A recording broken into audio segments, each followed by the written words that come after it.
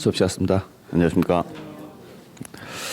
자, 오늘 할 차례가 여러분들 우리 지난 시간에 비과세까지 정리해드렸었죠? 맞나요? 자, 그러면 오늘 자 마지막 시간 자 여러분들 교재는 232페이지입니다. 자 232페이지에 보시게 되면은 양도소득세 계산 구조가 지금 나와 있는데 자 계산 구조 지난 시간에 여러분들한테 말씀드렸다시피 암기하시라 그랬는데 다 암기해가지고 오셨어요? 말씀 안 드렸어요? 말씀드렸을 건데 자 그래서 우리 계산 구조 다시 한번 정리해 보죠. 자 양도소득세 계산 구조는 어떻게 되느냐 제일 먼저 양도가액에서 필요경비를 빼서 양도 차익을 구하고 다시 여기에서 장기보유 특별공제를 빼서 양도소득금액 그 다음에 기본공제를 빼서 과세 표준을 구한 다음에 세율을 곱해서 산출세액을 구한다. 그래서 요 세 가지는 반드시 암기를 해주셔야 돼요. 아시겠어요? 그래서 앞자만 따서 어떻게 외우라고 그랬어요? 가필, 차트, 소기, 과. 아시겠죠? 그래서 가액에서 출발하더라. 가액에서 출발을 해서 가필, 그 다음에 차트, 그 다음에 소기, 그 다음에 과. 이렇게 해서 여러분께서 꼭 기억을 좀 해주시라 그랬습니다. 그래서 일단 수익금액에 해당하는 금액이 양도가액이고 지출금액에 해당하는 금액이 필요경비고 그래서 이익이 발생했다. 그 이익을 우리는 차이익이라고 하는데 이때 양도차익은 명목상 이익이에요. 그러니까 숫자상 이익이다. 근데 그게 오랜 시간에 걸쳐서 발생한 이익이라면 일정한 금액을 공제하도록 돼 있다. 그걸 장기보유 특별공제라고 하고 그 공제된 금액을 빼고 남은 이익을 소득이라고 표현을 합니다. 그리고 여기에서 생활비에 보태 쓰세요라고 해서 그냥 빼주는 공제 금액이 있다. 이걸 기본공제라고 하고 그 공제까지 빼서 나온 최종 이익을 과세할 수 있는 금액입니다. 그래서 과세 표준이다. 그러면 그 금액의 일부를 뭘로 내느냐? 세금으로 내주세요 해서 우리가 내는 세금을 세액이라고 표현을 하는데 처음에 계산돼서 나온 세금을 산술적으로 계산해서 나온다. 그래서 산출세액이라 그래요. 그리고 거기에 가감 조정할 내용이 있으면 추가로 가감 조정을 해서 실제로 내는 세금을 뭐라고 하느냐면 납부할 세액입니다. 그래서 최종적으로 나와 있는 세금인 납부할 세액을 우리가 신고하고 뭐 하면 돼요?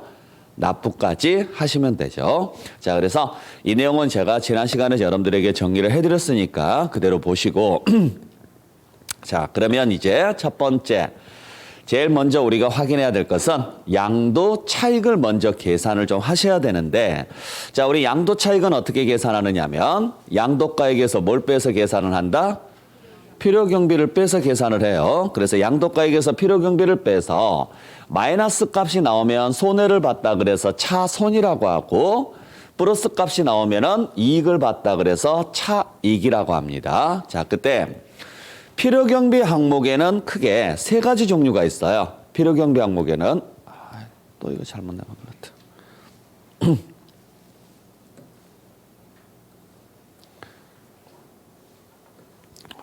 이거 하나 더. 자, 우리 필요경비 항목에는 세 가지 항목이 있는데 뭐가 있느냐면은 죄송합니다. 취득가액이라는 게 있고 그 다음에 자본적 지출이라는 게 있고 그 다음에 양도비 지출액이라는 게 있어요. 그래서 필요경비가 총 세 가지인데 왜 세 가지냐면 거래 단계가 세 단계니까 그래요. 거래 단계가. 그래서 여러분들 보시면은 아시겠지만은 취득을 해서 보유를 한 다음에 나중에 양도를 할 거예요. 그러면 양도했을 때 받은 돈이 있어요, 없어요? 있죠? 그래서 양도해서 받은 돈을 우리는 뭐라고 표현을 한다? 양도가액이라고 합니다. 자, 그러면 이 돈을 벌기 위해서 쓴 돈이 있죠? 그걸 우리는 필요경비라고 하는데 자, 양도가액이라는 돈을 받기 위해서 총 몇 단계를 거쳐야 돼요? 세 단계를 거쳐야 되는 거죠? 그죠? 첫 번째는요. 취득, 두 번째는 보유, 그 다음에 세 번째는 양도. 그래서 필요경비가 총 몇 개다? 세 개인 거죠. 그래서 취득할 때 지출한 비용을 우리는 뭐라고 표현을 하느냐면 취득 가액이라고 표현을 하죠. 이건 당연히 비용 처리해줘야 돼요? 안 해줘야 돼요? 해줘야 돼요. 왜냐면 취득이라는 사건이 없으면 양도라는 사건은 발생하지가 않으니까. 그리고 취득할 때 지출한 비용 외에 두 개를 더 공제를 해줍니다. 그게 보유할 때 지출한 비용이 하나 있고 양도할 때 지출한 비용이 하나 있어요. 그때 보유할 때 지출한 비용을 법률에서는 뭐라고 표현하느냐면 수선비라 그래요. 근데 두 가지 종류가 있습니다. 하나는 수익적 지출이라는 게 있고 또 하나는 자본적 지출액이라는 게 있어요. 근데 수익적 지출은 뭘 이야기하느냐면 그냥 현상 유지하기 위해서 단순히 지출한 비용을 수익적 지출이라 그래요. 그리고 자본적 지출은 자산 가치 증가를 가져오는 지출을 우리는 자본적 지출이라고 표현을 합니다. 자, 그때 필요 경비라는 말이 무슨 말인지는 아시겠어요? 필요 경비. 필요 경비라는 말은 경비라는 말이 무슨 말이에요? 지출이에요, 지출. 그렇죠, 비용이죠. 근데 어떤 지출을 말한다? 그래요, 필요한 지출을 말한다고. 필요한 지출을 뭐 하기 위해서? 이 앞에는 뭐가 나와야 돼요? 얘가 나와야죠, 얘가. 왜냐하면 수입에서 뭘 빼서 계산하니까? 지출을 빼서 계산하니까. 그러니까 뭐에 필요한? 수입 창출에 필요한 지출을 말하는 거예요. 일반적인 지출을 말하는 게 아니라. 그러니까 뭐에 기여를 해야 돼요? 수입에 기여를 해야 되는 거죠. 쉽게 말하면 예를 들어서 우리가 식당업을 하더라. 식당업을 하게 되면은 여러분께서 보셨을 때 매출은 뭘 했을 때 매출이 발생을 합니까? 식당업에서 매출은. 그렇죠. 음식 팔아서 받은 돈이 수입이죠. 그죠? 그러면은 지출로 빼는 금액은 무슨 금액을 빼야 돼요? 재료비라든지 인건비라든지 또는 가게세라든지 이런 거 빼겠죠? 자, 이러한 것들은 전부 다 음식을 팔아서 돈을 벌기 위해서 필요한 돈들이죠. 그러면 가족끼리 회식한 비용이라든지 여행한 비용, 친구들끼리 술 마시는 비용은 빼줘요, 안 빼줘요? 안 빼줘요. 그게 필요경비라는 이야기예요. 자, 그러면 여기도 마찬가지죠. 자, 뭘 창출하기 위해서? 양도가액, 즉 팔아가지고 받은 돈에 영향을 끼치는 돈들을 다 비용 처리해줘야 된다는 이야기예요. 그러면 팔아가지고 돈을 벌려면 일단 사야 돼, 안 사야 돼요? 사야죠. 물건이 있어야 되니까. 그래서 취득할 때 지출한 비용은 양도에 영향을 끼치니까 그대로 필요경비 처리가 돼요. 문제는 보유 중에 지출한 비용도 비용 처리가 되는데 현상 유지하기 위해서 지출한 비용을 수익적 지출이라고 하고 자산가치 증가를 가져오는 지출을 자본적 지출이라고 하는데 자본적 지출이 되면 자산가치 증가가 오죠? 그러면 나중에 팔 때 더 받을 수 있어요, 없어요? 있죠. 그래서 자본적 지출은 양도가액에 영향을 준다 그래서 얘는 비용 처리가 돼요. 하지만 수익적 지출은요. 아무런 영향이 없죠? 그냥 현상 유지하기 위해서 지출한 비용이니까. 그래서 수익적 지출은 비용 처리가 안 됩니다.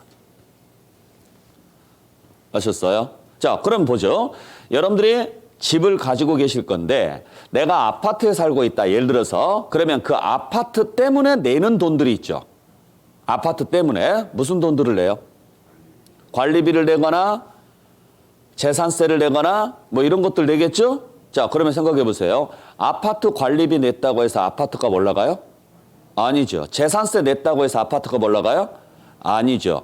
그죠? 문짝 교체했다고 해서 아파트값 올라가는 거 아니죠. 그러한 지출들이 전부 다 무슨 지출? 수익적 지출이라는 거예요. 그러니까 여러분들이 그 부동산 때문에 지출하는 비용들이 굉장히 많이 있을 건데 소소하게 지출한 비용들이 꽤 많아요.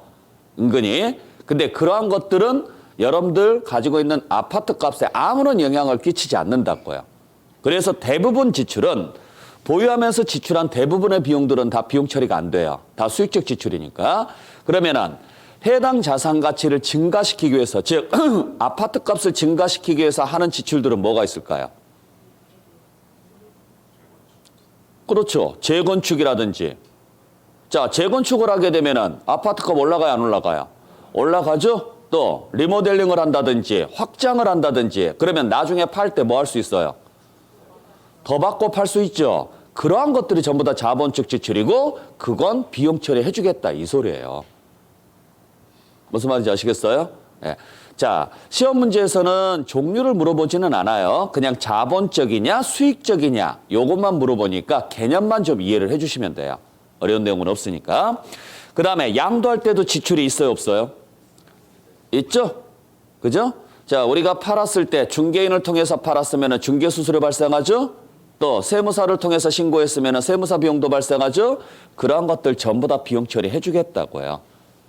자, 그래서 우리가 양도가액에서 빼야 할 필요경비 항목에는 총 몇 개가 있다? 3가지가 있습니다. 취득할 때 지출한 비용을 취득가액, 보유 중에 지출한 비용 중에서 자산가치 증가를 가져오는 지출을 자본적 지출, 그 다음에 양도할 때 들어가는 직접 비용을 양도비라고 하고 요 3개가 다 비용 처리가 됩니다. 단 이때 주의하셔야 될 것은 자본적 지출이나 양도비는 실제 지출 사실이 있었다라는 사실이 뭐가 돼야 되느냐? 입증이 돼야 돼요. 이게. 왜냐하면 반드시 지출이라는 게 있으라는 법은 없거든요. 그러니까 내가 이 자산을 가지고 있는 동안 리모델링이라든지 확장이라든지 이런 공사를 하는 사람도 있지만 안 하는 사람도 많잖아요. 또 팔았을 때 직거래를 통해서 팔게 되면은요, 중개수수료라든지 세무사 비용 등이 발생하지 않을 수도 있죠. 그렇기 때문에 이러한 비용들은요, 있었으면은 그게 있었다라는 사실을 증명했을 때만 비용 처리가 돼요. 단 취득이라는 사건이 없으면은 양도라는 사건은 발생합니까 안 합니까? 안 하죠. 그래서 취득가액은 입증 여하에 관계없이 무조건 비용 처리해 줘야 돼요. 그래서 기본적으로 필요경비 항목에는 뭐가 들어가야 돼요? 취득가액은 무조건 들어가고 그 외에 기타 항목으로 자본적 지출과 양도비까지 들어가는 거죠. 잘 기억하셔야 됩니다. 자, 그래서 다시 한번 정리하면 양도가액에서 필요경비를 공제하는데 필요경비 항목에는 최소한 무엇은 빼줘라? 취득가액은 무조건 빼줘라. 그리고 나머지 기타 항목으로서 보유기간 중에 지출한 비용과 양도할 때 지출한 비용도 비용 처리가 된다. 그때 보유 중에 지출한 비용은 뭐만? 자본적 지출만 비용 처리가 되고 양도할 때 들어간 비용인 양도비도 비용 처리가 되는데 얘들은 반드시 증빙이 있어야 된다, 없어야 된다? 있어야 된다. 그래야 비용 처리가 가능합니다. 라는 이야기가 되죠. 잘 기억을 해주셔야 돼요. 자, 그러면 일단 여기에서 봐야 될 게 기본적으로 양도가액에서 최소한 무엇은 빼야 돼요? 취득가액은 빼야 되는데 그때 양도가액이나 취득가액은 뭘로 계산할 것이냐 이 문제가 생겨요. 그때 양도가액이나 취득가액은 무조건 실거래가로 계산하는 게 원칙입니다. 당연한 이야기죠. 그래서 뭐가 원칙이다? 실거래가가 원칙이에요. 근데 실거래가로 가려면 뭐가 있어야 될까요? 증빙이 있어야 돼요. 만약에 매매였다. 그러면 뭐가 있어야 될까요? 매매계약서가 있어야 된다고요. 근데 계약서 등이 없어요. 그러면 실거래가를 증명할 만한 자료가 없죠? 그러면 취득가액은 인정해준다 안 해준다? 그래도 해주라고요. 실거래가를 증명할 만한 자료가 없어도 그래서 실거래가를 증명할 만한 자료가 없으면 그때는 추정해서 계산한 방법을 쓰는 거예요. 그래서 이걸 무슨 방법이라고 한다? 추계 방법이라고 그래요. 추정해서 계산한 방법을 쓰세요. 그때 어떤 방법을 쓰느냐면 비슷한 매매 사례가 있으면 그 매매 사례를 가져다 써요. 그러니까 매매 사례가 무슨 말인지는 아시겠죠? 내 걸 입증할 수 없으니까 다른 걸 가져다 쓰라 이 소리예요. 단 매매 사례가액은 몇 개월 이내 것만 인정을 해주느냐면 취득일 기준으로 해서 전후 3개월 이내의 것만 인정을 해줍니다. 그러니까 내가 거래한 날짜를 기준으로 해서 가장 가까운 날의 것을 선택을 해야 되니까 전후 3개월 이내의 것만 인정을 해줘요. 근데 그게 없다. 그러면 감정받은 금액이 있는지 없는지를 확인해요. 이것도 취득일 전후 3개월 이내의 것만 인정을 해줘요. 그러니까 감정을 지금 받으라는 게 아니에요. 그 당시 감정받은 금액이 있냐 없냐를 보는 거예요. 이해되셨어요? 그러니까 무슨 이야기냐면 자, 양도할 때 예를 들어서 매매로 팔았어요. 그리고 취득할 때도 매매로 취득을 했습니다. 그러면은 매매로 취득했으면은 매매계약서에 의해서 뭐가 입증이 돼야 돼요? 실거래가 확인이 돼야 되는데 확인이 되면은 이 금액을 빼줄 거예요. 근데 실거래가 확인이 안 돼요. 그러면 이 날을 기준으로 해서 취득일을 기준으로 해서 전 3개월 또는 후 3개월 이내 전 3개월이나 후 3개월 이내 다른 매매 사례가 있으면 그걸 가져다 쓰라고요. 매매 사례가 있으면. 또는 이 당시에 감정받아 놓은 금액이 있으면 그걸 가져다 쓰라고요. 그러니까 지금 시점에 감정을 받으라는 게 아니라 이때 당시에 감정 받아놓은 금액이 있냐 없냐가 문제인 거예요. 이해되셨어요? 그 금액을 가져다 쓰세요 이야기예요. 그래서 예를 들어서 내가 5억에 샀습니다. 5억에 샀는데 생각해 보니까 생각보다 싸게 내가 취득을 한 거예요. 이때 운이 좋아서. 그러면 나중에 실제 시세는 한 7억 정도 했는데 뭐 이 사람하고 나하고 어떤 관계가 있어서 또는 이 사람이 금매로 내놔서 내가 생각보다 싸게 산 거예요. 요즘 같은 경우 뭐 거의 한 40% 금매로 나오는 것들 많이 있잖아요. 그러면 운 좋게 싸게 사는 경우 있죠? 그러니까 시세는 한 10억대 유지하고 있는데 이 사람이 대출금을 갚을 능력이 안 되니까 금매로 한 8억에 내놓거나 7억에 내놓을 수도 있잖아요. 뉴스 같은 데 보면 많이 나오죠. 그래서 봤더니 특수관계인과의 거래도 아니고 정상 거래더라. 그러면은 그대로 그 가격이 인정이 된다고요. 그러면 내가 지금 이렇게 했을 때 나중에 이걸 오른다고 가정을 하면 팔았을 때 이익이 엄청나게 많이 잡힐 거 아니에요. 그러면 일부러 감정업자한테 가서 감정가를 현 시세에 한 90% 정도로 잡아가지고 이렇게 미리 감정가를 잡아놔요. 그걸 평가서를 받아놓는다고요. 미리. 그래서 나중에 팔 때는 계약서요. 찢어버리고 얘를 제출하는 거죠. 실질적으로 보면. 실무에서 보면. 왜? 취득가액이 올라가면 그만큼 뭐가 되니까? 이익이 작게 잡히니까요. 아셨죠? 그래서 우리가 실거래가가 그러니까 이론상 하는 이야기예요. 실거래가가 있으면 당연히 뭘로 가는 게 원칙인데 실거래가로 가는 게 원칙인데 실거래가 확인이 안 되면 즉 계약서가 없다거나 계약서가 있긴 하는데 허위이거나 이런 상황이 발생하면 세무서는 뭘 확인하느냐? 비슷한 매매 사례가 있는지 없는지를 확인을 해요. 또 감정받은 금액이 있는지 없는지를 확인을 해요. 물론 납세자가 제출을 했을 때 이야기예요. 아시겠죠? 근데 만약에 둘 다 있다 그러면은 뭘 쓰느냐? 순차적으로 들어가요. 그래서 주의하셔야 될 게 내가 일부러 취득가액을 올리려고 감정을 미리 받아놨단 말이에요. 나중에 써먹으려고. 근데 매매 사례가가 확인이 가능해요. 그러면은 그때는 매매 사례로 가요. 그러니까 그때는 감정가가 의미가 없는 거죠. 쉽게 말하면. 그러면 매매 사례가는 어떻게 확인하느냐? 여러분들도 그냥 확인이 가능하죠? 아파트 같은 경우 거래 얼마에 됐는지 인터넷에 다 떠요, 안 떠요?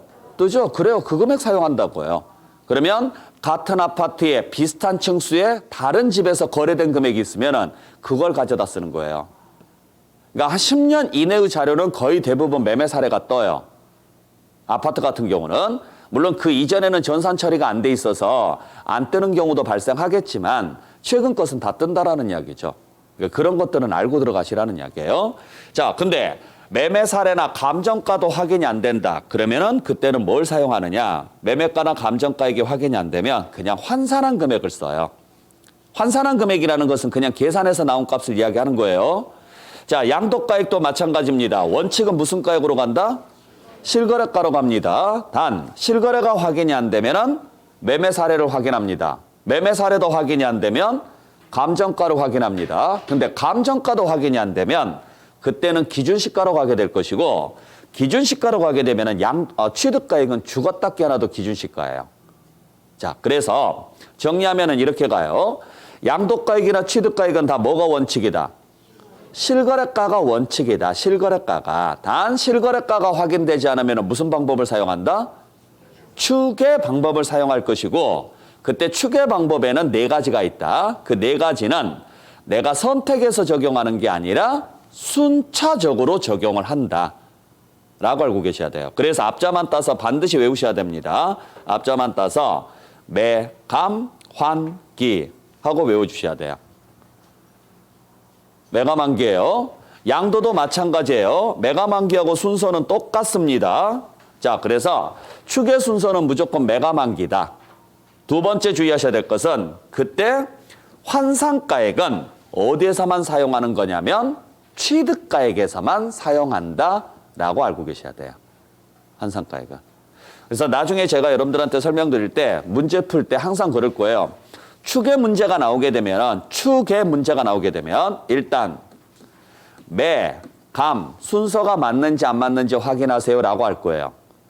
그러니까 틀리게 되면은 감, 매 이런 식으로 낸다거나 환, 매 이런 식으로 낸다거나 이런 식으로 해서 순서가 달리 나올 때가 있어요. 그건 무조건 틀린 문장이에요.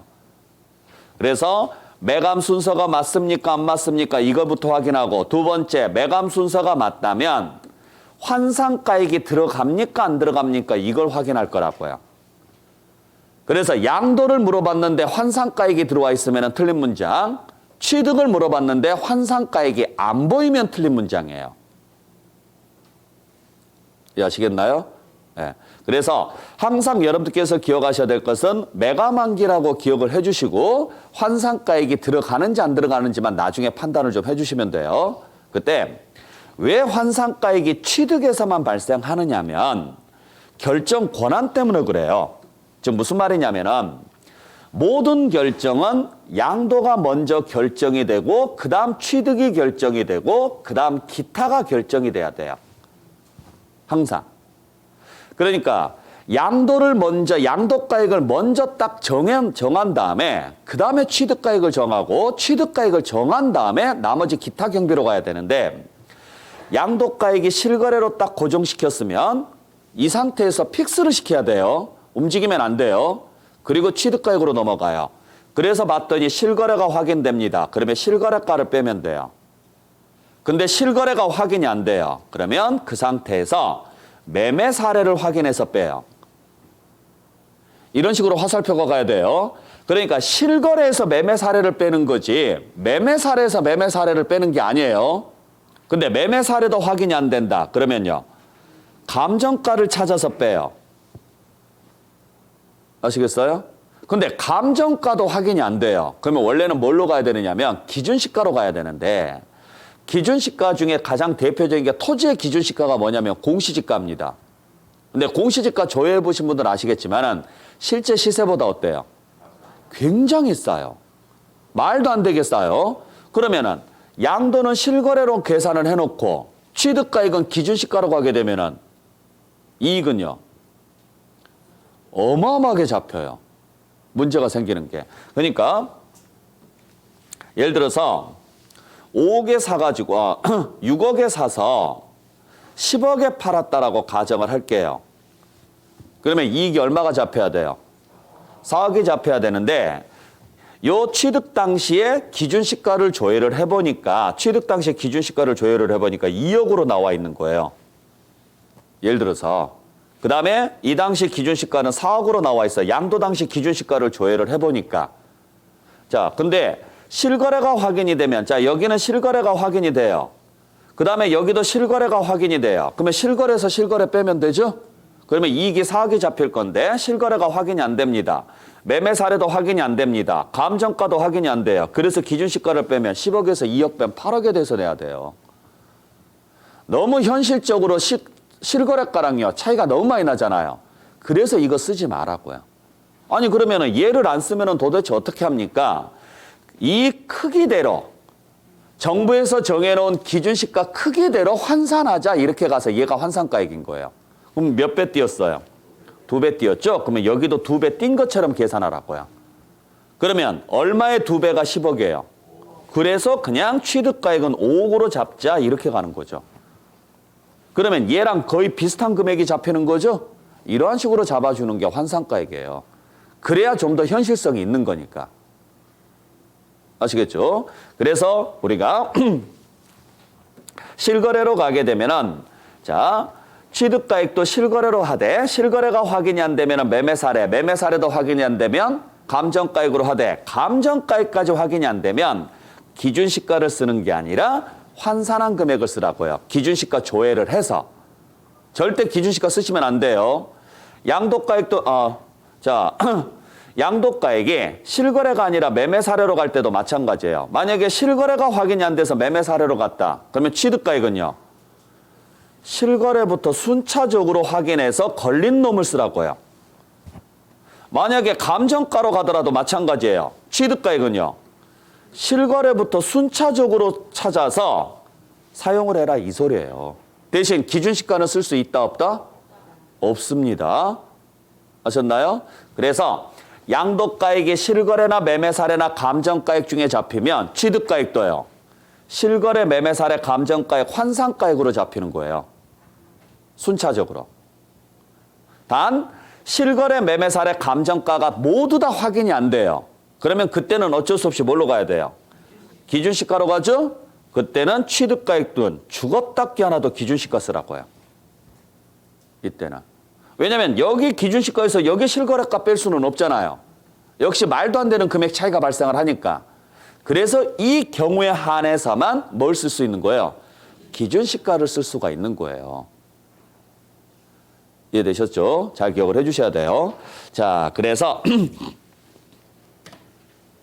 여러분들께서 이 내용에 대해서 간단하게 정리를 좀 하셔야 되는데, 자, 여러분들 교재 234페이지로 가볼게요. 자, 교재 234페이지에 보시게 되면은 양가로 3번에 산정 방법이 나와 있죠? 거기에 동그라미 1번 보세요. 동그라미 1번에 양도 차익을 계산할 때 양도가액을, 자, 가로 안에 끝까지 포함해서 읽겠습니다. 양도가액을 실거래, 매매 사례, 감정가액에 따를 때는 취득가액도 실거래, 매매 사례, 감정가액, 환산가액에 따르고. 됐나요? 이 말이죠? 다시 한번. 양도가액을 실거래, 매매 사례, 감정가액에 따르면 취득가액도 실거래, 매매 사례, 감정가액, 환산가액에 따르고. 됐죠? 그리고 그 뒤에 양도가액을 뭐에 따르면? 기준시가에 따르면 취득가액도 뭐에 따른다? 기준시가에 따른다. 이런 식으로 가는 거죠. 잘 기억을 해 주셔야 됩니다. 자, 그리고 여기 보세요. 자, 그러면은 양도가액하고 취득가액이 결정이 됐죠? 양도가액하고 취득가액이 결정이 됐으면 나머지 기타 필요경비를 잡아야 되는데, 그때 필요경비에는 자본적 지출하고 양도비가 있다고 그랬잖아요. 문제는 요 기타 필요경비는 취득가액에 따라서 달라져요. 그래서 자본적 지출이나 양도비는 실제 지출이 있는 거예요, 없는 거예요? 실제 지출한 거예요, 안 한 거예요? 실제로 지출한 거죠. 그래서 얘들이 실제로 지출된 것이다 보니 얘들을 비용 처리하려면 취득가액이 실거래로 계산했을 때만 비용 처리가 돼요. 그러니까 얘가 실제로 지출된 걸로 계산됐을 때만 얘도 실제로 지출된 게 따라온다고요. 근데 만약의 경우에 취득가액이 추정 방식에 의해서 계산을 합니다. 그러면 자본적 지출과 양도비는 비용 처리가 안 돼요. 대신 여기도 추정값이 따라와요. 그 추정값을 뭐라고 하느냐면 계산공제라 그래요. 단순히 계산해서 나온 금액이라 그래서 계산공제라고 이야기를 하는데 계략적으로 산출해서 나온 금액이라는 이야기예요. 그래서 자본적 지출이나 양도비 대신 뭘 사용을 한다? 계산공제를 사용하는 거예요. 그래서 우리가 필요경비 항목은 두 가지가 있는 거예요. 첫 번째는 취득가액에다가 자본적 지출액과 양도비를 더해서 계산하는 방식이 하나 있고, 두 번째는 그 취득가액에다가 계산공제를 더해서 계산하는 방식이 하나 있다고요. 그때 자본적 지출과 양도비를 비용 처리할 건지 계산공제를 비용 처리할 건지는 요 취득가액이 뭘로 잡혔느냐에 따라서 달라지는 거라고요. 취득가액이 실거래로 잡혔으면 자본적 지출과 양도비가 비용 처리가 되는 거지만, 만약에 취득가액이 매각만기 중에 잡히면 그때는요, 자본적 지출과 양도비는 비용 처리가 안 된다고요. 그러니까 실무적으로 봤었을 때, 예를 들어서 내가 오래전에 건물을 하나 샀어요. 오래전에 건물을 샀는데 시간이 지나다 보니까 뭐 풍파를 맞는다거나 해서 건물이 일부가 소실이 되거나 등등 해가지고 다시 재건축을 했습니다. 그러니까 재건축을 하는 게 법률상 재건축이 되는 경우도 있지만 그냥 우리 집이 낡아서 내가 허물고 다시 지을 수도 있죠. 그래서 이것저것 재건축해서 자본적 지출액이나 양도비 자체가 재건축을 해서 팔았는데 이거 자체가 한 10억 정도 들었어요. 예를 들어서. 그러면 10억이 비용 처리가 돼야 안 돼요? 돼야죠? 예를 들어서 취득가액은 1억이었고 중간에 재건축을 했고 그래서 총 얼마가 발생했느냐? 11억이 발생했다고요. 비용이. 그걸 20억에 팔았습니다. 그러면 20억에서 얼마 빼야 돼요? 11억을 빼야 되는데 취득을 오래전에 하다 보니 매매계약서 등이 없어서 이걸 입증을 못해요. 입증을 못해서 매가만기를 찾아봤더니 그중에 하나가 나오네요. 그래서 매가만기 중에 하나를 잡았는데 그게 예를 들어서 6천만 원이 잡혔다라고 가정을 해요. 예를 들어서. 그러면 얘는 절대 비용 처리 안 된다고요. 증빙이 있어도. 이거 대신 계산공제한 금액을 쓰는데 계산공제한 금액 이 금액보다 무조건 적게 나와요. 그러면 1,000만 원 잡을게요. 그냥 넉넉하게. 그러면 20억에서 7천만 원 뺀 19억 3천만 원에 대해서 세금 내야 돼요. 이게 법이에요. 그러니까 쉽게 말하면 협박하는 거죠. 증빙 잘 가지고 있으라고요. 그래야 이런 금액들이 있으면 뭐 해줄 테니까. 비용 처리해 줄 테니까. 근데 이걸 아무리 여러분들께서 잘 가지고 있다고 하더라도 기본 자료인 취득가액에 대한 자료가 없다면 그때는 얘 하나도 인정해주지 않겠다고요. 아시겠어요? 그래서 여러분들이 보유 중에 지출한 비용이라든지 이런 것들을 요 자본적 지출이라든지 이런 것들을 올리기 위해서 가라 영수증 등을 끊는 사람들이 있어요. 인테리어 업체들한테 얼마 주고 영수증을 받아오는 사람들이 있다고요. 주거라고 받아놔봤자 이거 없으면 인정 못 받는다고요. 이해되셨어요? 그래서 여러분들이 개념을 잘 잡으셔야 돼요. 자, 그래서 여기까지가 여러분들이 보셔야 될 내용인데, 자, 설명은 이렇게 드리고, 여러분들께서는 이걸 좀 더 단순화시켜서 꼭 기억을 좀 해주셔야 돼요. 다시 한번 정리합니다. 다시 한번 정리를 해서, 자, 무슨 가액에서, 양도가액에서 뭘 공제해서 필요경비를 공제합니다. 그때 필요경비에는 취득가액과 기타 경비가 들어갑니다. 그래서 뭘 구하시면 돼요? 양도 차익을 구하시면 되는데 모든 결정은 양도가 1번이고 그 다음 취득이 2번이고요. 기타가 3번이에요.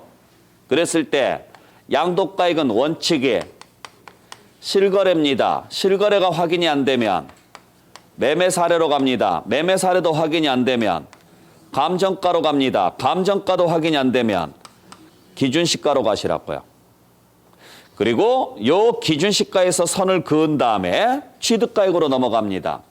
그래서 취득가액도 원칙은 실거래입니다. 실거래가 확인이 안 되면 매매 사례입니다. 매매 사례도 확인이 안 되면 감정가액이고 감정가액도 확인 안 되면 환산하시라고요. 단 양도가액이 기준시가면은 취득가액도 기준시가라고요. 그러니까 이 라인을 넘어갈 수 있는 권한은 누구한테 있는 거예요? 요 선을 넘어갈 수 있는 권한은 양도한테 있는 거지 취득한테 있는 게 아니라고요. 취득은 자기 스스로 이 선을 못 넘어 다닌다고요. 누가 결정을 해줘야 돼요? 양도가 결정을 해줘야 이 선을 넘을지 말지가 결정이 된다고요. 이해되셨어요? 그러니까 예전에 회계사 문제에서 먼저 뭐라고 문제 내느냐. 취득가액이 기준시가면은 양도가액도 기준시가입니다. 이딴 식으로 문제를 냈어요. 그건 틀린 문장이에요. 얘가 결정이 됐을 때 얘가 결정이 되는 게 아니에요. 뭐가 먼저 결정이 돼야 돼요? 양도가 먼저 결정이 돼야 취득이 결정이 되는 거예요. 그리고 다시 여기서 선을 그어야죠. 실거래 쪽에서. 그래서 취득가액이 뭘로 계산됐을 때만 실거래로 계산됐을 때만 자본적 지출이나 양도비 등이 있으면 이게 비용 처리가 되는 거예요. 근데 만약에 취득가액이 뭘로 갔으면 매가만기로 갔다면 즉 추계 방식에 의해서 금액이 잡혔다면 자본적 지출이나 양도비는 비용 처리가 안 되고요. 계산 공제한 금액이 비용 처리가 됩니다. 계산 공제한 금액이. 무슨 말인지 아셨죠? 자, 그래서 다시 한번 양도가액이 실거래면 취득가액은 당연히 실거래로 갑니다. 근데 실거래가 확인이 안 되면 매매 사례로 가고 매매 사례도 확인이 안 되면 감정가액, 감정가액도 확인이 안 되면 환산하십시오. 기준시가는 절대 쓸 수 없습니다. 양도가액이 매매 사례여도 취득가액은요. 실거래부터 순차적으로 내려오십시오. 내가 선택해서 적용하는 게 아니에요. 양도가액이 감정가액이어도 취득가액은요. 실거래부터 순차적으로 내려오십시오. 단 양도가액이 뭘로 갔을 때만 기준시가로 갔을 때만 취득가액은 기준시가입니다. 이해되셨나요? 네. 그랬고 취득가액이 실거래일 때만 자본적 지출과 양도비가 만약에 취득가액이 매각만기로 가면은 그때는 무슨 금액이 따라온다? 계산 공제한 금액이 따라올 겁니다. 이런 식으로 보셔야죠. 그래서 이 표를 여러분들께서 정확하게 외우고 계셔야 돼요. 이 표 가지고 여러분들께서 풀어낼 수 있는 문제가 꽤 많이 있어요. 그래서 이 내용에 대해서 여러분들 정리를 해주시면 되는데, 자, 다시 여러분들 교재로 가볼게요. 자, 233페이지에 보시게 되면은, 앞장으로 돌아가서 233페이지에 보시면은, 양가로 2번에, 자, 실질 거래가액이 확인되지 않는 경우에는 무슨 방법을 사용한다? 추계 방법을 사용하는데, 세 번째 줄에 보시면, 실질 거래가액을 뭐 할 수 없을 때, 인정 또는 확인할 수 없는 경우에는 다음에 추계 방법을 어떻게 적용한다? 순차적으로 적용하라고요. 순차적으로. 그래서 그 박스 안에 보시면은 추계 방법이 나와 있는데 추계 방법을 보시게 되면은 매감, 그 다음 취득가액은 매감, 환 나와 있죠? 네, 맨 끝에 지금 기준시가가 지금 빠져버렸네요. 맨 뒤에 지금 기준시가가 지금 글자가 빠져버렸어요. 뒤에다가 그냥 기준시가 하나 더 넣어주세요. 그러니까 양도가액은 매감기가 돼야 되고 취득가액은요. 매감환기가 돼야 되고. 정리할 수 있겠어요? 자, 그리고 동그라미 1번에 매매사례가액은 그 밑에 동그라미 1번에 매매사례가액은 양도일 또는 취득일 전후 몇 개월 이내? 3개월 이내의 것만. 동그라미 2번에 감정가액도 양도일 또는 취득일 전후 몇 개월 이내? 3개월 이내의 것만 적용 가능합니다. 그 정도만 보시면 되고, 자, 그 정도만 정리해 주시면 돼요. 자, 그 다음에 쭉 넘어가서 237페이지로 가볼게요.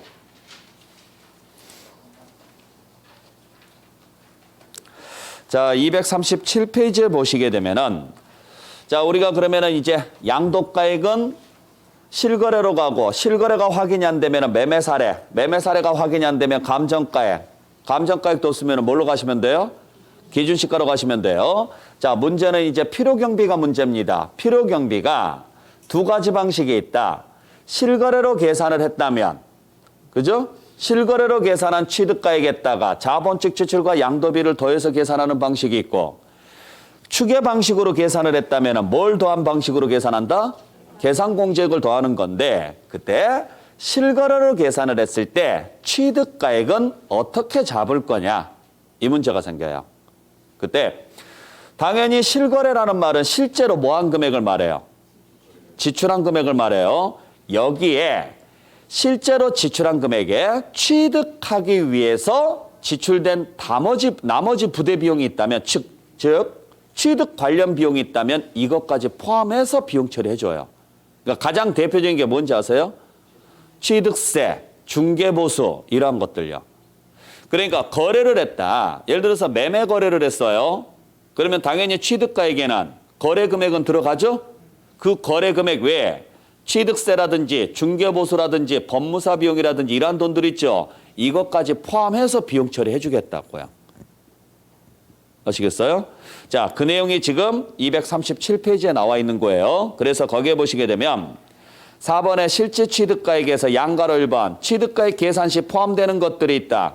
어떤 금액들이 포함되느냐? 동그라미 1번에 해당 자산의 매입가액뿐만 아니라 취득세나 등록면허세나 중개보수라든지 법무사 비용, 컨설팅 비용 등은 전부 다 취득가액 계산 시 뭐 합니다? 포함하시라고요. 그리고 동그라미 2번에 보시게 되면은요. 소송 비용이나 화해 비용도 포함시키고요. 취득하기 위해서 들어가는 소송 비용이나 화해 비용도 포함시켜 주시고 동그라미 3번에 보시게 되면은 두 번째 줄에 현재 가치 할인 차금이라는 게 있습니다. 현재 가치 할인 차금을 다른 말로 하면은 할부이자라 그래요. 자, 부동산을 할부로 취득했으면은 당연히 할부로 취득했을 때 발생하는 이자도 뭐 하기 위해서 지출한 이자예요? 취득하기 위해서 지출한 이자죠? 그것도 다 취득가액에 포함해 주라는 이야기고 동그라미 4번에 보시게 되면은요. 당사자 약정에 의한 대금 지급 방법에 따라 취득 원가에 이자 상당액을 가산하여 거래가액을 확정하는 경우 해당 이자도 취득가액에 포함시킨다. 즉 거래 당사자끼리 지급하는 이자도 포함시키십시오. 전부 다 뭐 하기 위해서 지출한 것들이니까 취득하기 위해서 지출한 것들이니까요. 근데 그 밑에 양가로 2번에 보시면은 취득가액 계산 시 제외되는 게 있죠? 나와 있죠? 거기에 다음 장 넘겨보시게 되면은요. 동그라미 2번에 당초 약정에 의해서 거래가액 지급기일의 지연으로 인해서 발생하는 이자. 뭐 동그라미 4번에 두 번째 줄에 사업소득 금액 계산 시 필요경비에 산입한 것. 자, 이런 것들이 나와 있는데 그 밑에 보면 이제 표로 정리가 되어 있죠. 자, 이 내용을 좀 설명을 드릴게요.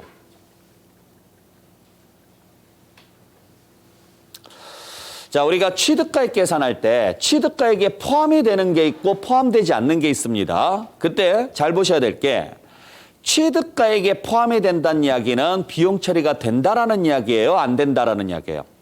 된다라는 이야기고 취득가액에 포함되지 않는다라는 이야기는 비용 처리가 안 된다는 이야기예요. 아시겠어요? 그러면 당연히 그 취득가액에는 실거래로 계산했었을 때 거래 금액 외에 취득하기 위해서 발생하는 비용들은 다 포함을 시킨다 그랬죠? 그래서 그러한 금액들에는 뭐가 있었느냐? 아까 말씀드렸던 것처럼요. 중개보수라든지 법무사 비용이라든지 컨설팅 비용이라든지 취득세, 등록면허세 이러한 것들 다 포함시켜 주라고요. 아셨어요? 그 다음에 당사자끼리 약정에 의해서 지급하는 이자 등이 있으면 다 포함시켜 주시고 그러니까 예를 들어서 보통 우리가 매매로 거래를 하면 계약하고 나서 잔금까지가 얼마나 걸려요? 실무적으로? 한 2달에서 3달 정도 걸리죠?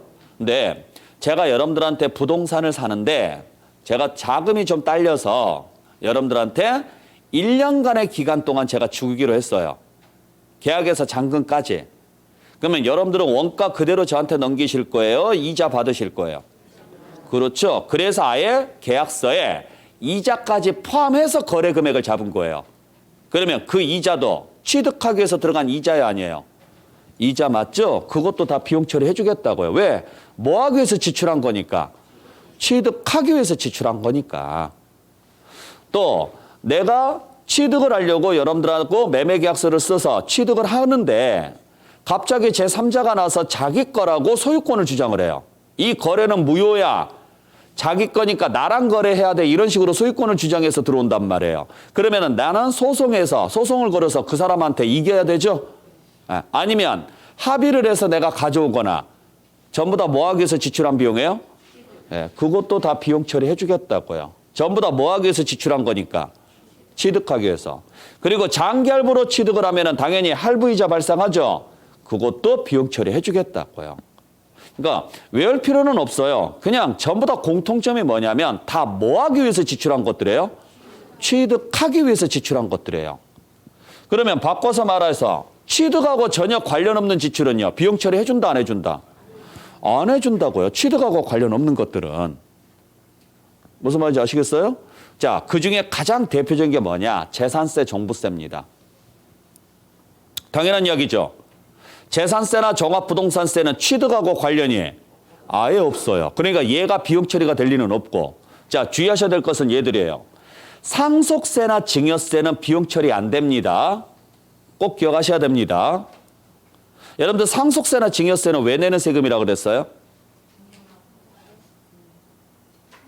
상속세나 증여세는 받았으니까 내는 세금은 취득세예요. 상속이나 증여를 받았기 때문에 내는 세금은 취득세라고요. 오래됐죠? 제가 소득세 첫 시간 설명할 때 이거 설명을 드렸어요.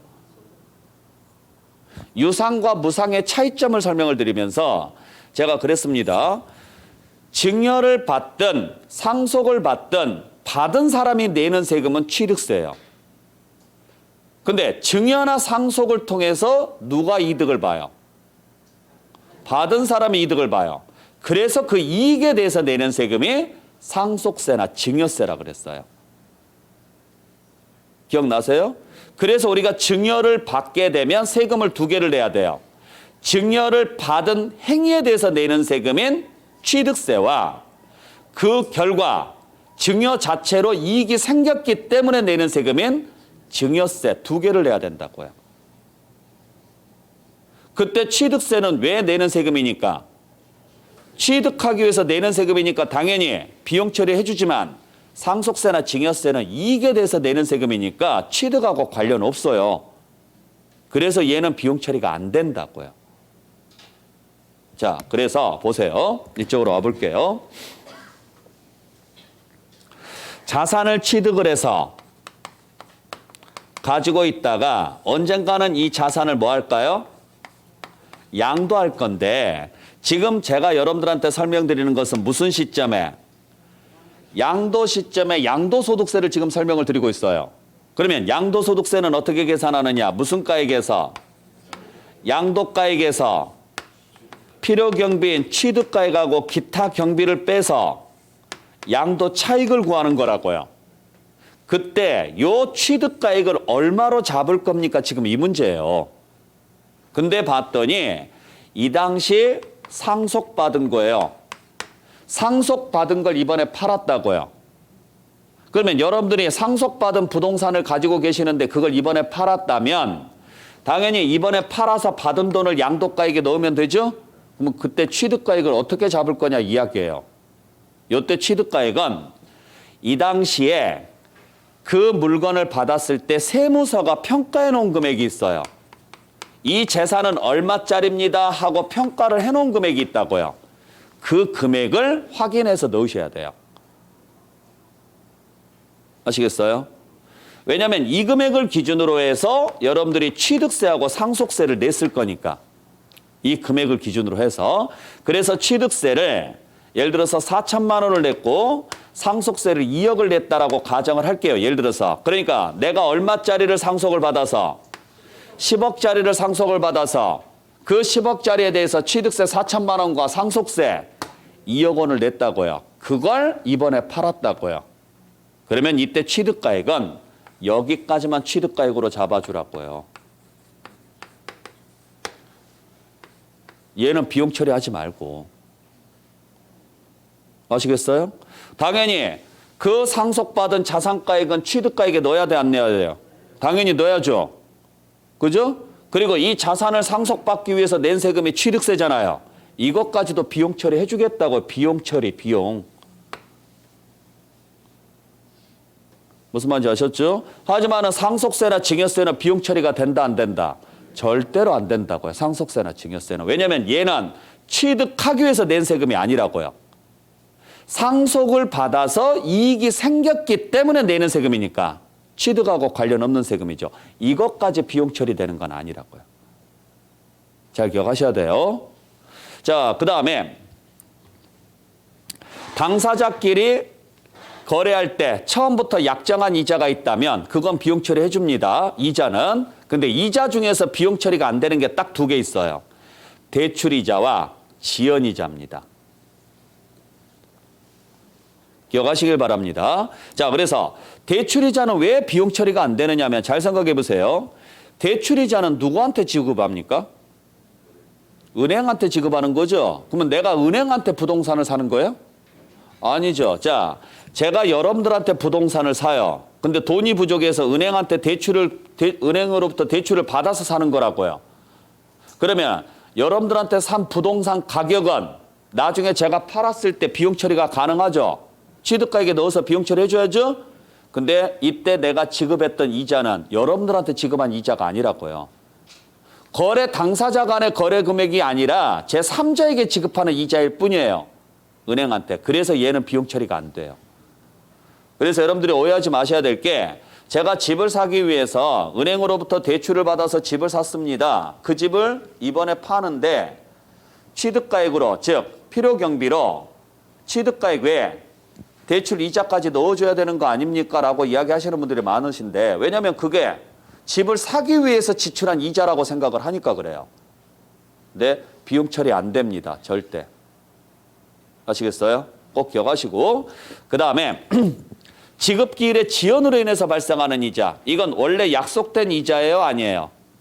아니죠. 제 날짜에 돈을 갚지 못해서 발생하는 이자죠. 그래서 이것도 비용 처리 안 돼요.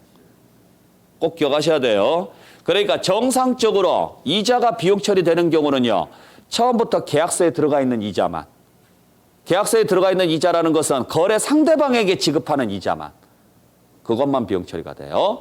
그 다음에 소송 비용이나 화해 비용이나 또는 현재 가치 할인 차금 이런 것들도 다 비용 처리가 되는데 딴 집 가서 비용 처리 받은 게 있다면 우리 집에서는 비용 처리 안 해줍니다.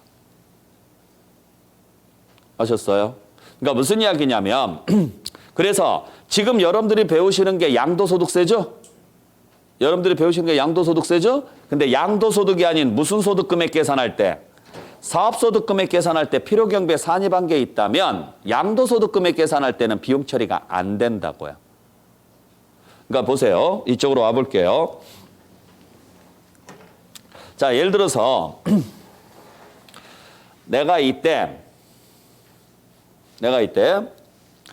자, 매매로 취득을 했어요. 예를 들어서 매매로 취득을 했는데 10억을 주고 취득을 했습니다. 그러면 나중에 팔았을 때 자, 우리가 양도가액에서 뭘 빼서 필요경비인 취득가액하고 기타 경비를 빼서 뭘 구하시면 돼요? 양도 차익을 구해서 세금 계산해서 내시면 되는데 살 때 얼마 주고 샀어요? 10억을 주고 샀습니다. 그러면 나중에 팔았을 때 취득가액은 얼마예요? 10억이라고요. 당연히. 왜? 이 금액이 그대로 비용 처리가 돼야죠. 이 금액이 비용 처리가 됐듯이. 그죠? 자, 근데 문제는 요 10억을 언제 지출했어요? 취득할 때 지출했습니다. 취득할 때. 문제는 이게 언제 비용 처리가 돼요? 양도를 해야 비용 처리가 돼요. 그 말은 양도를 안 하면 영원히 비용 처리가 안 된다는 소리예요. 그렇죠? 그러면 내가 부동산을 꼭 팔아야 돼요? 아니죠. 나는 이 부동산에 대해서 되게 애착이 많이 가고 이 부동산이 나한테 수익을 계속 벌어다 줍니다. 그러면은 나 죽을 때까지 안 팔 수도 있잖아요. 강남역 사거리에 좋은 빌딩을 하나 가지고 있습니다. 이걸 파는 건 미친 짓이죠? 꼬박꼬박 한 달에 월세로 1억씩 들어옵니다. 이걸 팔아요? 미쳤죠? 안 팔죠. 나 죽을 때까지 안 팔 거야. 이런 식으로 가면은 요때 지출했던 금액은 영원히 비용 처리가 안 돼요. 그러니까 이게 사람마다 문제가 생기는 게 뭐냐면 분명히 지출은 있습니다. 내 호주머니에 돈은 없어요. 나갔으니까. 근데 이게 장부상으로는 남아있다고요. 있는 것처럼. 왜? 언제 가야 비용 처리가 되니까? 양도할 때. 그러면 영원히 비용 처리 못 받을 수도 있고 늦게 팔면 늦게 비용 처리가 돼요. 근데 우리나라는 인플레이션이기 때문에 시간이 지나면 화폐 가치가 하락을 하잖아요. 그죠? 그러다 보니 나중에 팔수록 이익은 높게 잡힌다고, 숫자상 이익은.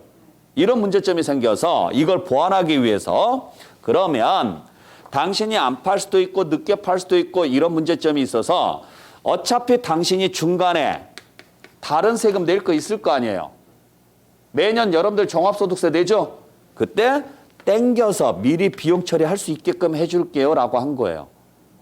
그래서 10억 중에서 3억을 미리 사업소득 금액 계산할 때 대표적으로 사업소득 금액이 가장 비용 처리해주는 가장 대표적인 금액이거든요.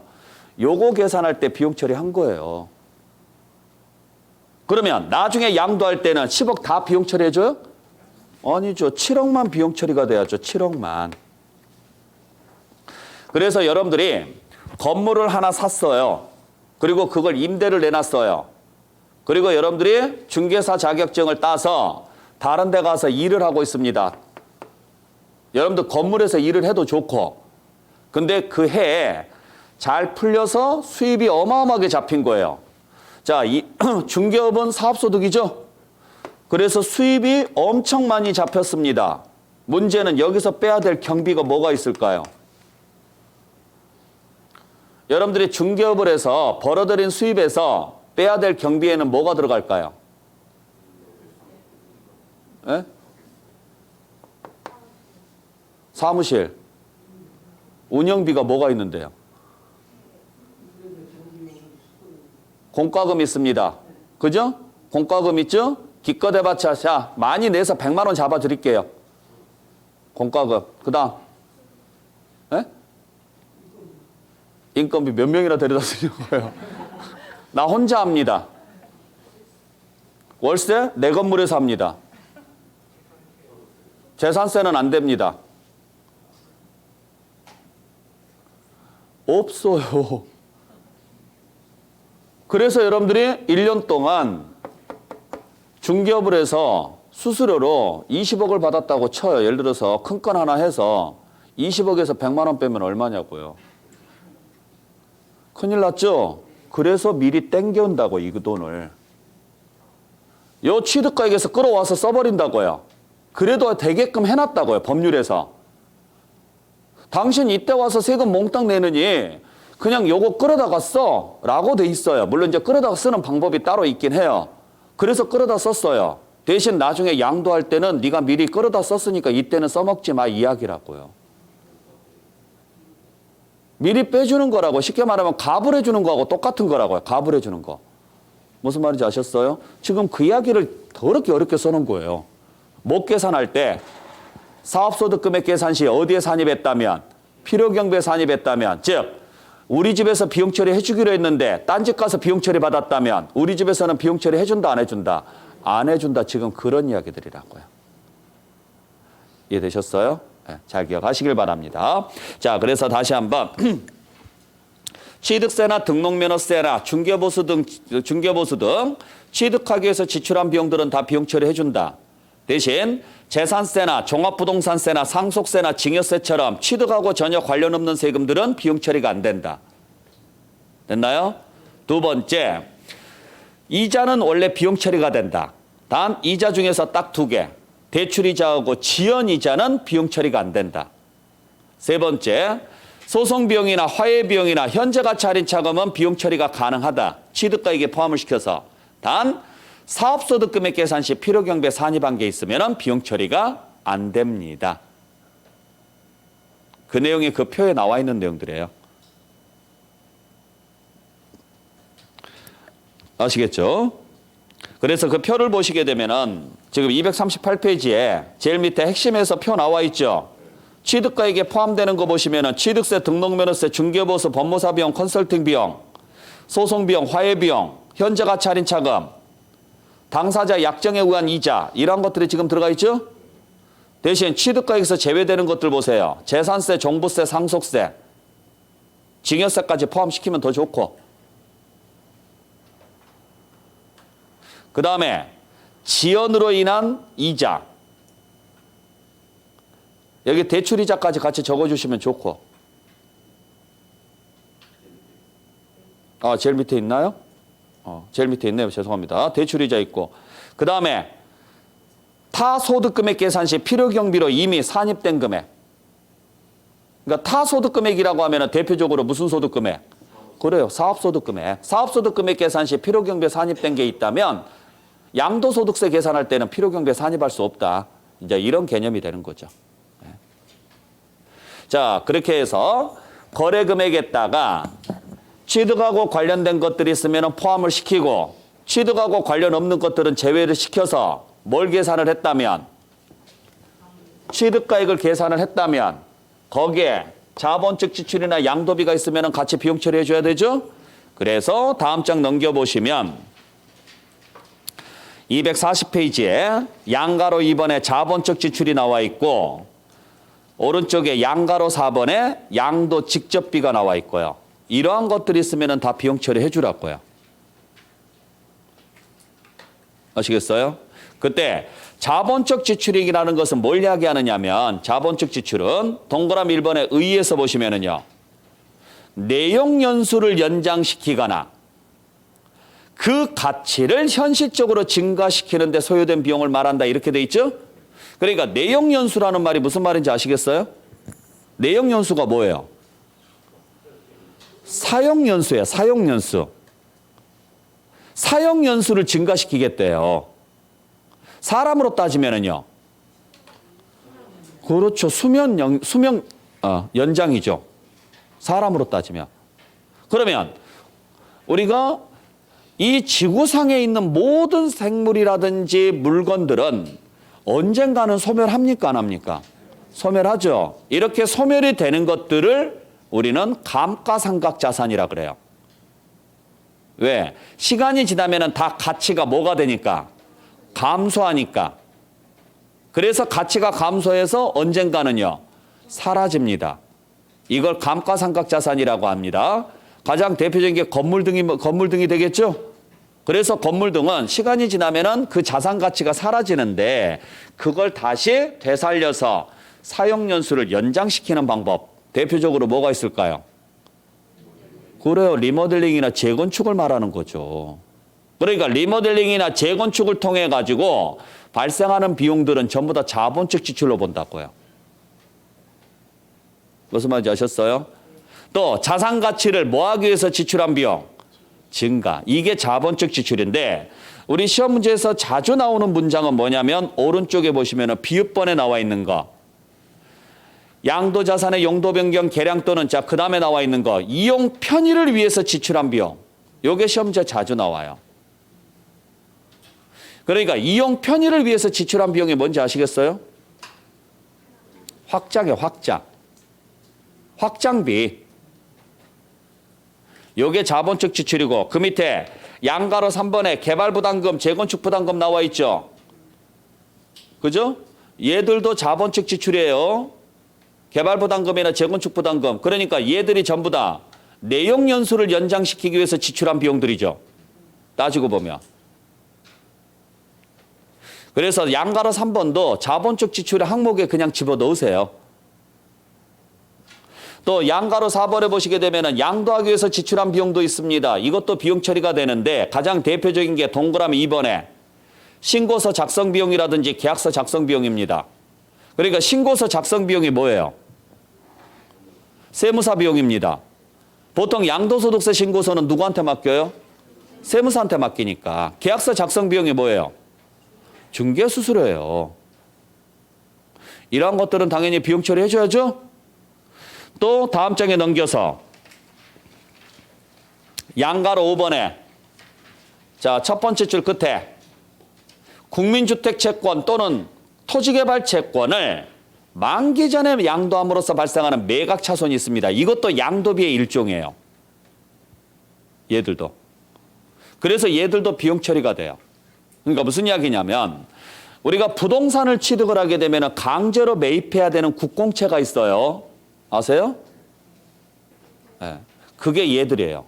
국민주택 채권하고 토지개발 채권이에요.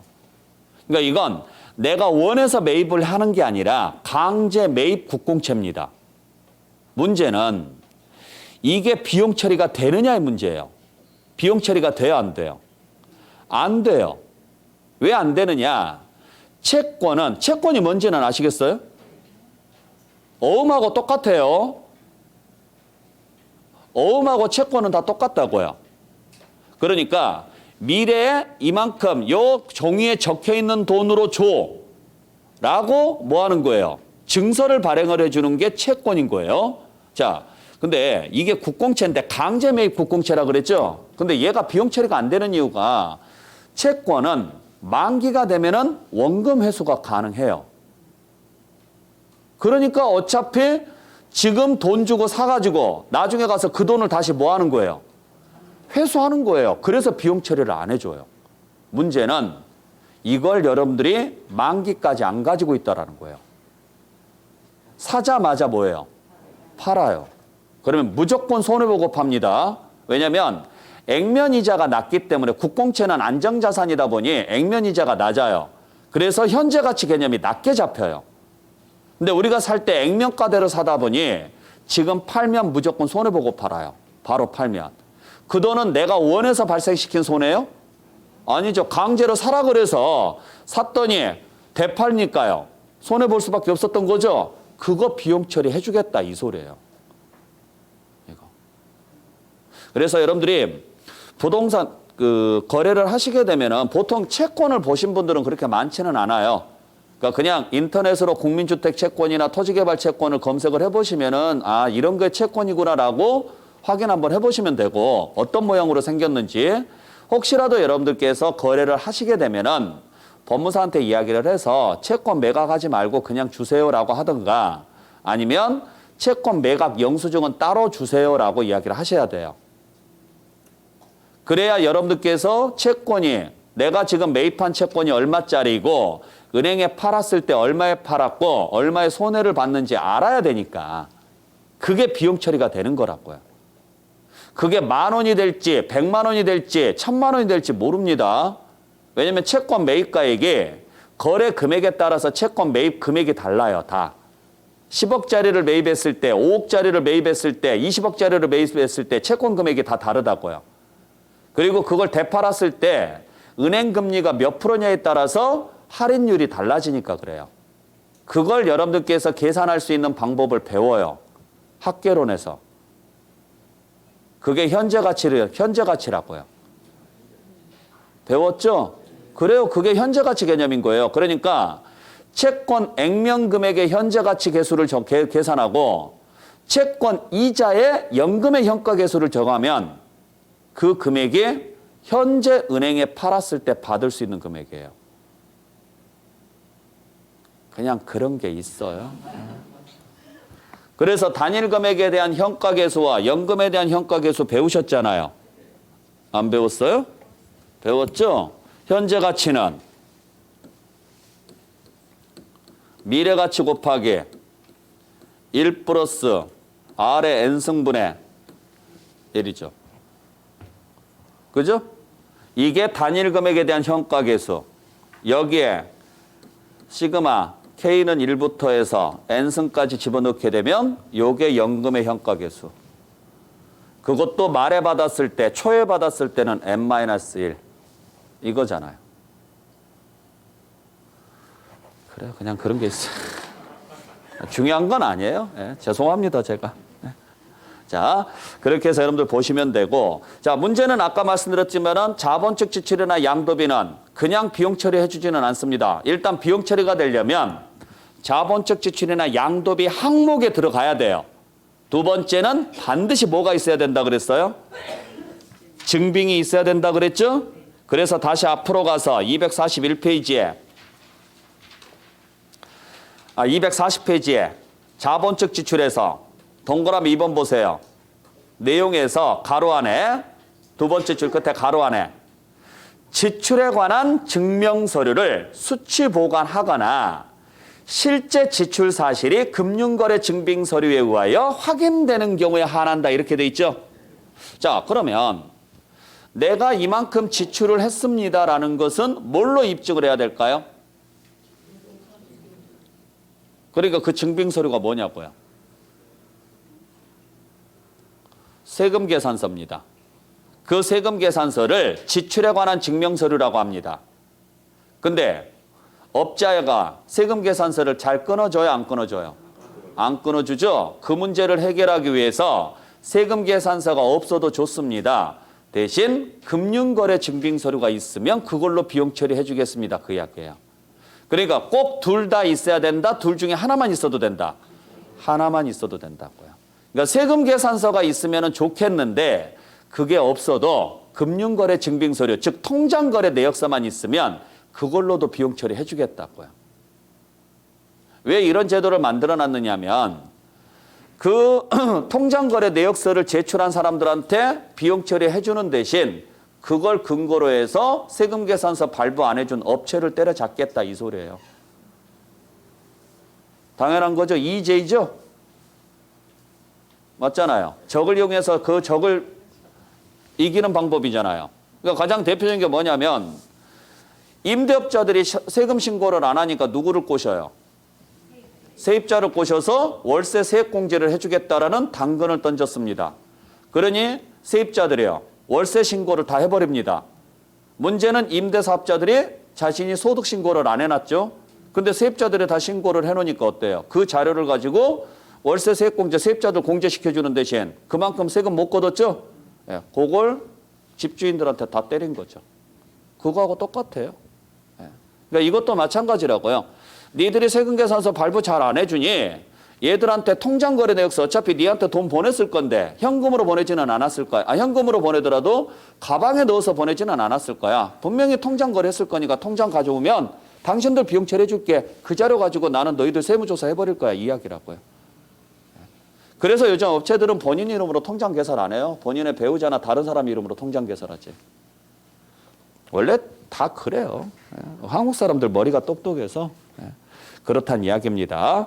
자, 근데 자, 그래서 이쪽을 보죠. 자, 취득가액도 계산했고 자본적 지출액도 계산을 했고 양도비까지 계산을 했습니다. 아셨나요?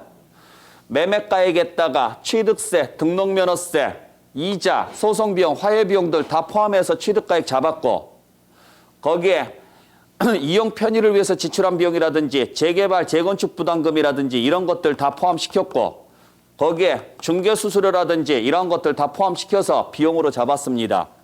그래서 이걸 비용 처리합니다. 그러려면 얘가 실거래로 잡혔을 때죠. 근데 실거래가 확인이 안 되면 아무리 이 금액이 입증이 되더라도 비용 처리가 안 됩니다. 대신 얘들이 따라옵니다. 그죠? 뭘로 계산했다면? 매가만계, 즉 추계 방식으로 계산했다면 그때 따라오는 계산 공제가 그 밑에 242페이지의 밑에 양가로 6번 242페이지 이렇게 계산한 금액만 비용 처리해 줍니다. 외우지 마시고 그냥 그런 게 있는가 보다 하세요. 아시겠죠? 그냥 참고로 부동산만 볼게요. 부동산만 동그라미 1번에 취득 당시 기준시가의 3%한 금액을 비용 처리하겠다 이렇게 돼 있어요. 잘 생각해 보세요. 어느 시점에? 취득 시점에 무슨 금액에? 기준시가에. 자, 생각해 보세요. 지금 시점도 아니고 취득 시점이에요. 그러니까 과거 시점이죠? 그 당시 기준시가면은 얼마나 금액이 높을까요?